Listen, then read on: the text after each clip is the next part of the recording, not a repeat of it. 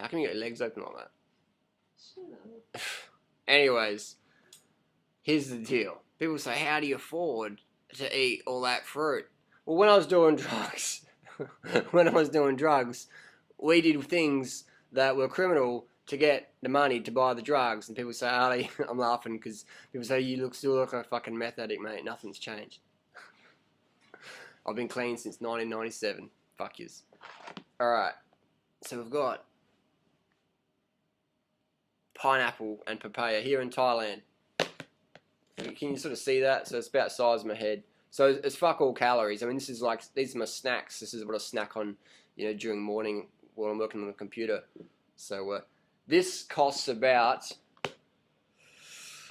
we got $4 for the pineapple, which is about a day's wage in Thailand. Average income in Thailand is about $5 US. So this was about $4 US. This one here. So that's a day's wage, and this was about $4 as well. So we've got almost 2 days' wages just for this, just for maybe 500 calories here. 2 days' wages. So that's equivalent. The average wage in Australia is about 140 US.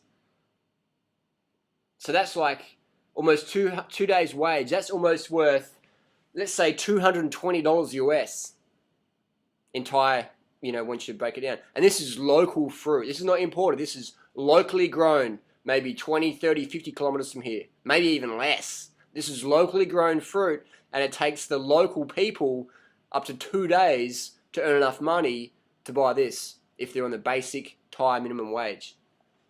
So how much is the basic wage in the US? People will say, oh, but you got to buy local and stuff. And local is great. It tastes better, but it is not always cheaper. And here's the thing: people say, like fruit's too expensive, but you should always buy local. You shouldn't buy imported food. You pay like 10 times the price and buy local. It's not always cheaper, man. Here in Thailand, in Bangkok, where they grow more fruit than anywhere in the world, Thailand, a little pot of durian right now, in Bangkok, it's costing like up to 200 baht, which is over a day's wage. Over a day's wage for this much durian. For that much durian. Like a big eye, a face piece of durian.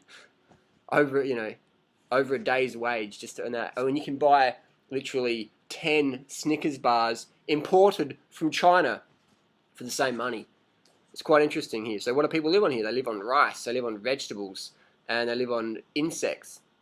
Yes, people eat insects here. They eat cockroaches, they eat crickets, water scorpions, they eat insects here. They eat rats, they eat mice, a few tadpoles, a little bit of fish here and there, and that's what they eat. And that's why they're so lean, because they live on the rice and the vegetables. And when they're eating animal products, it's like a little, it's a little cockroach or a little portion of fish flesh like that, So the fat intake here is very low. That's why we see people very lean here typically. But when they get more money, they start buying more fat, more oil, and more animal products, and more dairy, eggs, fish, meat, steak, and then they explode out. So how do you afford the healthy lifestyle? You just got to put it as a priority. When people are doing drugs, that's their priority. They don't give a fuck. They'll do whatever it takes. Ask your heroin buddies, if you know any heroin addicts. Say, how can you afford $200 a day on your heroin addict? And ask them. Get advice from heroin addicts on how to eat healthy. Use their motivation. You don't have to steal from your grandma or break into houses or whatever, but you got to use that mentality that you'll do whatever it takes to get what you want in life. And it's just about now being, as a conscious person, it's about doing whatever it takes to get what you want in life without stepping on other people in the process. You actually get what you want in life and you lift people up as you get it. That's a pretty cool deal, isn't it? So it's win-win-win. It's win for you, it's win for the planet, it's win for your health, it's win for your physique, it's win for everything, your mentality, the animals, your community, the environment.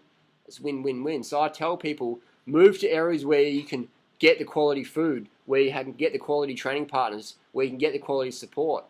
Why stick in a shitty, cold, stinky, rotten place where the fruit tastes like shit, where the rednecks outweigh the smart people, the conscious people? Why live there? Fuck that, man. I'm into living in the best places ever. Every day. You will not see me living in anywhere where it's like, where the fuck do I train? Where the fuck's the fruit?